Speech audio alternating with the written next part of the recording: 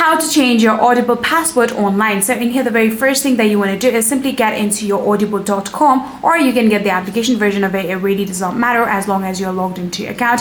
Then from here, tap on the menu bar on the top right corner, top left corner, and then you can tap on sign in, add in all of the credentials of your account and log into your account. So after successfully logging into your account, now what you can actually do is simply, like, once you're logged into your account, either on your website or your application, you can now simply get into the account details.